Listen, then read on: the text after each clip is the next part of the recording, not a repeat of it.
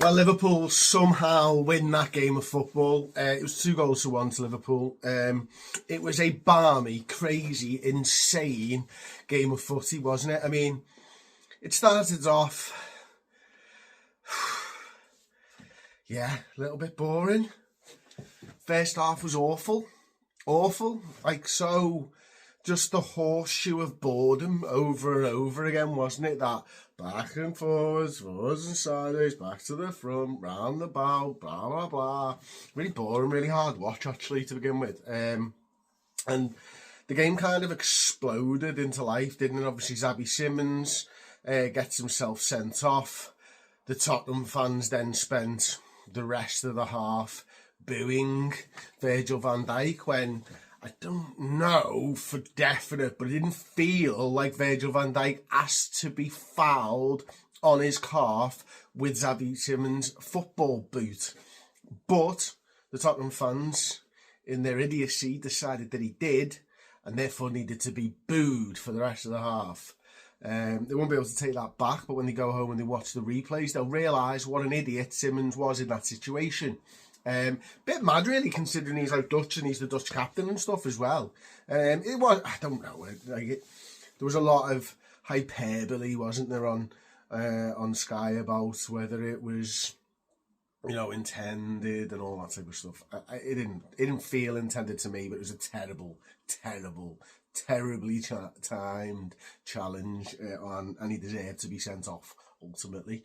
Liverpool then pretty poor, made the substitution obviously at half time. Alexander Isak comes on, Bradley goes off. I think he just picked up a little bit of a knock towards the end of that first half, so Bosley moves into the sort of right back position, Isak goes up front, and it's not too long actually until the deadlock's broken. Romero makes a bit of an arse, I think, of things, win the ball back, comes out to Florian Wirtz. Wirtz then plays the ball through to Alexander Isak, who hits it first time, left-footed, running in behind. Great finish away from the goalkeeper. And gets tangled up, and I don't know whether it's ankle or knee, but it looked quite bad, and he looked in a lot of pain. So he scores the goal, and then he gets injured in the same sort of movement, and you just sort of feel for him, because it felt like maybe that was it, because that's how easy playing football with Alexander Isak should be. You should give the ball to your number 10 or a winger. He makes the run in behind. He doesn't have to.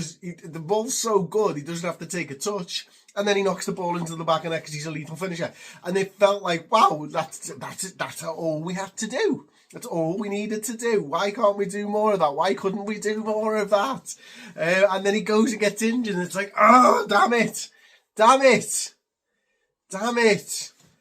Just can't buy any kind of, I don't know, luck or whatever it is this season, man. Maybe we used it all up in the first 5 games or whatever, and I feel really sorry for him, and I really hope it's not a bad one, because, that's the type of finish that we all wanted to see, and that's the combination of players that we all wanted to see, and we were dreaming about that during the summer, weren't we? Wirtz to Isak, back of the net, come on, and then he's off injured. Make the change, I think, was it Frimpong that comes on next? And that makes sense, and I thought that made a good substitution there. And what was interesting is he left Frimpong so high and so wide, and that decision proves to bear fruit a little bit later. Frimpong on the wing, cuts inside, knocks a cross in, takes a deflection, bounces up in the air. Hugo Ekitike, bang, over was it Romero again? Was he involved in everything? It was over one of the Tottenham defenders anyway. And the ball goes into the top corner. It's a cracking little header. Vicario can't move, doesn't move, shouldn't move. Thankfully didn't move. And the ball's in the back of the net, and Ekitike, shows why he's the man in form at the moment. Brace last week, goal this week. Was it the Mbappe celebration there? Frenchman, so I can totally understand why. And yeah, Liverpool are cruising, absolutely cruising, until Richarlison comes on, and all hell breaks loose. And at that point, yeah, be honest, right? we look fucking shit when we concede a goal, don't we? That's what it comes down to at this point. We look so unbelievably fragile when things don't go our way. And it's doing my head in because, like, what? Things aren't always going to go your way. But when they don't go your way, we just crumble, like collapse, like a house of cards. Anything that slightly goes against us, bang, fuck! It's like, Jesus, lads, just calm down. Put your foot on the ball. They don't have Romero sent off and he lashes out stupidly at Canate. Like, again, it was a second yellow, I think, wasn't it? And, you know, he's then sent off. They're down to 9 men. We can't keep the football. They're on the attack for the rest of injury time. It was 9 minutes, goes into 10, maybe into 11 or whatever. They look like scoring. We didn't. We couldn't do anything. And it's just like, what are we doing? Why mentally are we so fragile? There's experienced players there. There's leaders. There's captains. There's winners. And what? Collectively? What? What's wrong?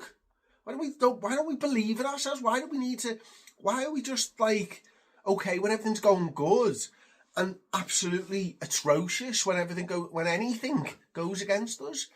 This is a mad football team.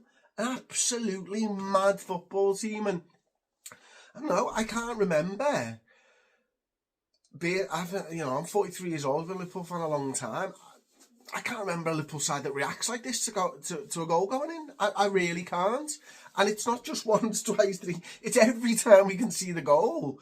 Especially at 2-0. You're just like, how are we going to lose this game? How are they going to get back into this? 9 man Tottenham really nearly got back into that game. Like, mad. Absolutely mad. And that's where the inquest for me should be. Why are we reacting like this?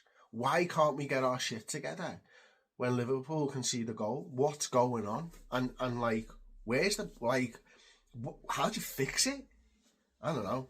Anyway, here you go then. Liverpool 3 points though. 3 points though, but my word, more questions than answers, I think. Again.